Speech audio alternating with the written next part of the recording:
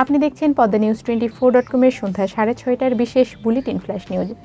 আঞ্চলিক সংবাদ নিয়ে সাথে আছি আমি ফারিয়া জান্নাত। facebook.com/poddanews24 পেজ ফলো করে আমাদের সাথেই থাকুন। টেকনাফের নাফ নদীর শাহপরীর দ্বীপ এলাকাসহ আশেপাশের সীমান্তে মিয়ানমারের উপার থেকে ভেসে আসে মর্টার শেল বিস্ফোরণের বিকট শব্দ।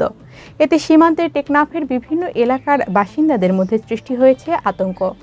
বুধবার দিবাগত রাতে ঘটে মর্টার শেল বিস্ফোরণের ঘটনা। এমন অবস্থায় ট্রলারে করে টেকনাফ থেকে সেন্ট মার্টিনে খাদ্যসহ নিত্যপণ্য নিয়ে যাওয়ার কথা থাকলেও তা সম্ভব হয়নি। সেন্ট মার্টিন বোট মালিক সমিতির সভাপতি রশিদ আহমেদ জানান, টেকনাফের শাহপরীর দ্বীপ এলাকা থেকে সেন্ট মার্টিন যাওয়ার জন্য প্রস্তুত ছিল 4টি ট্রলার, কিন্তু মিয়ানমারের অভ্যন্তরে আবারও একের পর এক মর্টার শেল বিস্ফোরণের শব্দে প্রকম্পিত হয় এলাকা। নাফ নদীতে মিয়ানমার নৌবাহিনীর টহল জোরদার করেছে জানিয়ে বলেন, এমন অবস্থায় ট্রলার নিয়ে যাওয়া সম্ভব না। পবিত্র ঈদুল আজহা উপলক্ষে টানা 4 দিন বন্ধ থাকবে দেশের বেনাপোল স্থলবন্দরে আমদানি রপ্তানি কার্যক্রম। বৃহস্পতিবার সকালে বিষয়টি নিশ্চিত করেছেন C&F এজেন্টস স্টাফ অ্যাসোসিয়েশনের সাধারণ সম্পাদক সাজেদুর রহমান।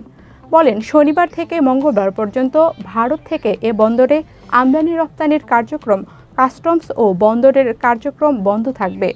বুধবার সকাল থেকে ভারত হতে আমদানি রপ্তানি সহ কাস্টমস ও বন্দরের কার্যক্রম সচল হবে। তবে ভারত বাংলাদেশের মধ্যে পাসপোর্ট যাত্রী চলাচল স্বাভাবিক থাকবে। বেনাপোল চেকপোস্ট পুলিশ ইমিগ্রেশনের ভারপ্রাপ্ত কর্মকর্তা আজহারুল ইসলাম বলেন, পবিত্র ঈদুল আজহার ছুটিতে বেনাপোল স্থলবন্দর দিয়ে আমদানি রপ্তানি বন্ধ থাকলেও স্বাভাবিক থাকবে পাসপোর্টধারী যাত্রীদের যাতায়াত। এ সময় একটু ভিড় বেশি হয়ে থাকে, সে কারণে ইমিগ্রেশন কর্মচারীদের স্ট্যান্ড বাই রাখা হয়েছে।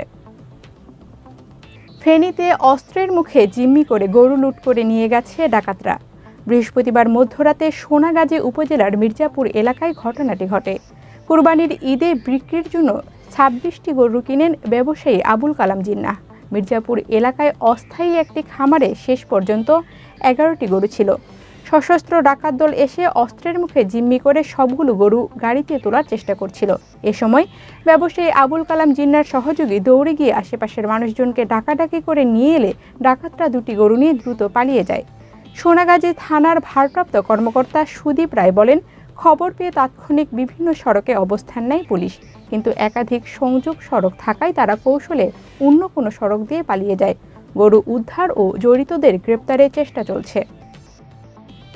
আইএফআইসির ব্যাংকের বগুড়া মাটিঢালির উপশাখা থেকে সিন্দুক ভেঙে 29 লাখ টাকা চুরির অভিযোগ উঠেছে। বুধবার দিবাগত রাতে ভবনটির ছাদের গেট কেটে দুর্বৃত্তরা ওই টাকা চুরি করে। বিষয়টি নিশ্চিত করেছেন সদর থানার ভারপ্রাপ্ত কর্মকর্তা সাইহান উহিউল্লাহ। বলেন, ব্যাংকটিতে কোনো নিরাপত্তা প্রহরী ছিলেন না। ব্যাংকের কর্মকর্তারা তাদের কার্যক্রম শেষ করে চলে যান। বৃহস্পতিবার সকালে এসে তারা ব্যাংকের সিন্দুকটি কাটা দেখেন। প্রাথমিকভাবে 29 লাখ টাকা লুটের হিসেব নিশ্চিত হওয়া গেছে।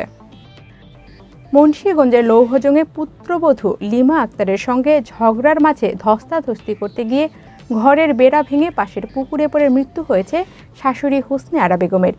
বুধবার দিবাগত গভীর রাতে উপজেলার সুরপাড়া এলাকায় ঘটনাটি ঘটে।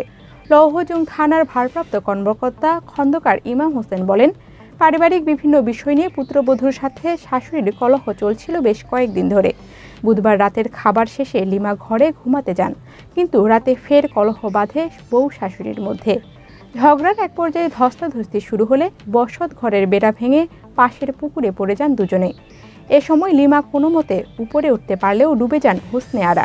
পরে ফায়ার সার্ভিসের লোকেরা সেখানে পৌঁছে মৃত অবস্থায় শাশুড়িকে পুকুর থেকে উদ্ধার করেন। গুরুত্বপূর্ণ সব সংবাদ জানতে পদ্মা নিউজ 24.com-এর বিশেষ বুলেটিন ফ্ল্যাশ নিউজ দেখবেন প্রতিদিন সন্ধ্যা 6:30টায়, রাত 8:30টা ও রাত 10:30টায়। ফ্ল্যাশ নিউজ দেখতে ফেসবুকে আমাদের ফলো করুন facebook.com/poddanews24 আর ইউটিউবে সাবস্ক্রাইব করুন youtube.com/poddanews24 চ্যানেলটি। নিয়মিত দেশ বিদেশের আপডেট সব সংবাদ জানতে ভিজিট করুন মাল্টিমিডিয়া নিউজ পোর্টাল poddanews24.com। পরবর্তী ফ্ল্যাশ নিউজ দেখার আমন্ত্রণ জানিয়ে বিদায় নিচ্ছি আমি ফারিয়া জান্নাত। ভালো থাকুন, সুস্থ থাকুন।